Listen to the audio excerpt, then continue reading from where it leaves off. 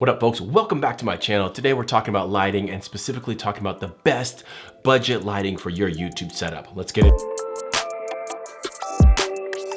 You want beautiful lighting like this beautifully lit studio setup that I have right now, but you don't want to spend thousands of dollars. I feel you on that to a level you can't even understand, because when I was getting into this, I started looking at a lot of lighting. I had a lot of lighting for videography and photography already, and I just had the urge to spend, because you see these other videos and tutorials out there and these other YouTubers that have gorgeous setups, beauty YouTubers, everyone, and they have thousands and thousands of dollars in equipment and lighting. And the question is, do you really need it? My answer is absolutely not. What I wanted is a beautiful light that puts out good quality light at a good value. And for that reason, I went with the Godox SL60W. That is my main light that I've been using for years, and I absolutely love it, and that's what I'm gonna talk about today. SL60W is only $125. So right off the bat, we're talking about a good budget light that's a very, very high quality. So at $125, you can imagine there are some cons, but first I'm gonna talk about the pros, because I'm a positive individual. First of all, it's daylight balance at 5600 Kelvin, which means it's a nice, white, bright, beautiful light. It's also a Bowens S mount, which means that you can mount a ton of lighting modifiers on it. You could put soft boxes and grids and anything you really need that's a Bowens S mount, which gives you a plethora of different options. Also, it has an LED panel on there with all the information on the back, which is super helpful, and it has dimming capabilities. So you could dim this light all the way down to 10% and then dim it all the way up to 100%. So that's a really nice feature to have. Let's talk about brightness, because that's what everyone cares about. How bright is the light? And a lot of people talk about the wattage, which this light is a 60 watt light output, but that doesn't talk about really the lighting and how powerful it can be or how bright it can be.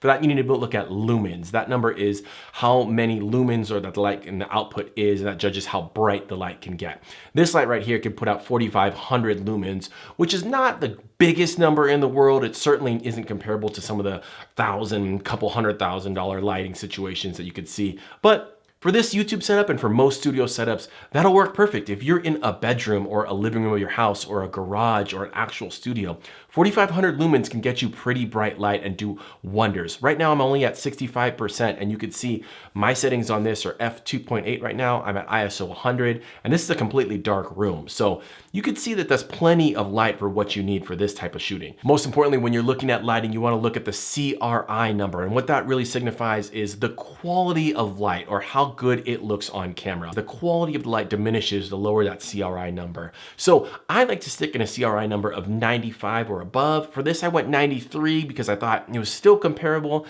And after testing and years of use and tons of videos that I've recorded, I'm happy with it. The CRI number is okay at 93. I think it looks beautiful, and I've seen no issues thus far. But if you are shopping around at other models, I would say let's stick about CRI 90. Lower than that, and you're really cheaping out, and you're really gonna diminish that quality. And overall, spend a couple more dollars. It's only 125 bucks. Like, go get a paper route job and pay a little bit more to get this light at CRI 93. Another good thing I like about this light is that Godox is actually a very reputable company. I've looked into them, I've had several of their products, and I've never had any quality issues, I've never had any breakages. Customer service is not the greatest because they're not an American company, they're not built here or made here. But overall, I've had, excellent luck with them. It's not all sunshine and rainbows. Let's talk about some of the negatives, and there are some negatives that you should be thinking about. Biggest flaw with this light: it has a fan, and that's a cooling system to keep it cool, because the LEDs, they can run hot, and depending on the airflow in the room, that fan will kick on. It kicked on right now, and it usually kicks on in a lot of my videos. For me, I have a really nice sound setup. I have a boom mic on a boom arm right above my mouth, about 6 inches away. So for these purposes, you won't really hear that fan because the mic is focused on my mouth and it's really, really close to my source.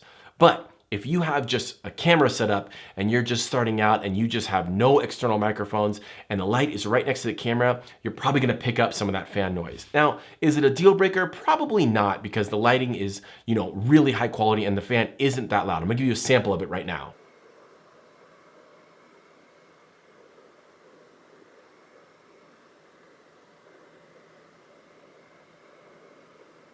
Room tone. It is something to think about. Fan noise can be annoying, especially if it's constantly in your video. It's not a deal breaker, just move your lighting source away from where your audio is being recorded and you won't have to deal with that. Another issue I have, and this could be a deal breaker for you guys, is that it doesn't have a battery slot. So there's no possible way to take this on set or on location with you. This is a plug-in only light. So that could be a big deal breaker for you guys. I mean, I would love to have the flexibility to take this light out on location or in other studios and, you know, where you can't plug in or something like that. But is that a deal breaker? For 125 bucks? Not really. Most places where I'm shooting, or for me, if I'm doing a lot of YouTube setup in my own studio, it's always gonna be plugged in anyway, so I'm not tripping, like that's not a deal. Not a deal? I just said, that's not a big deal. I've used it now for so many different things. I've used it for all my YouTube videos. I've used it for product photography. I've used it for overhead lighting. It's just a really great light and I've had no issues at all. So highly, highly recommended at $125. I'll provide you guys a link below so you could check that out. One thing I will say, when you're looking at the Godox line, you can get higher wattages, but really focus on what you'll be using this lighting for. If it's just a basic YouTube setup, you don't need to get into those higher wattages and spend the extra money. So I'd say start lower and make sure you're using the max output of that light so you don't have to worry about paying more money for light that you'll never really use. Another thing I will say is that this lighting setup has been fantastic. I like a nice Rembrandt lighting with a lighter side of my face and a little bit of a contrast with a darker side. But if you wanted a more flat profile, you could just move this single light source right behind your camera or right above it, and you get a nice flat image with no shadows at all. So that's something a lot of beauty YouTubers are going to do, something like that. And this light will work perfect for that. If we want to talk about lighting modifiers, I could talk about it, should talk about it probably, right? The lighting modifier that I have on right now is actually a Godox product as well. It's the Godox Square lighting modifier. It's the 31-inch square. It cost me about 55 bucks and it's super portable, really easy to fold up. It is a Bowens mount and it's just a great softbox. I really like it. Some photographers will get real picky on me if you're getting really fancy, and it does bug me sometimes, but you're not getting a circular kick light in my eyes. So like you'll see in some, like if you're using a ring light, you see a nice, beautiful kick light, or a circular softbox, you'll see a kick light. But I really like this softbox because it's really portable. It's easy to break down and tuck away. I don't have a ton of room, and sometimes I'm moving this light around a lot depending on the situation. So, all right, guys, that's all I got for this YouTube review tutorial. I don't even know what to call it. I will say that this should be your first stop when you're trying to better your images and your photos and your videos, and you're trying to take that quality to the next level. At $125, this should be one of your first purchases rather than some of those cheap crap that you see on Amazon. Go with the Godox. This will last you a really long time. It's very high quality, and for the price, 125 bucks. How many times can I say that? $125. $125. $125. That's all I got for you for this little quick tutorial and review. Again, if you're gonna purchase this, use that link below. It'll super help me out. I appreciate you guys. Till next time, peace. Do you wanna know about my backlights too? My fill light, my kick light? Should I talk about the actual lighting setup and what I've come up with? Another video.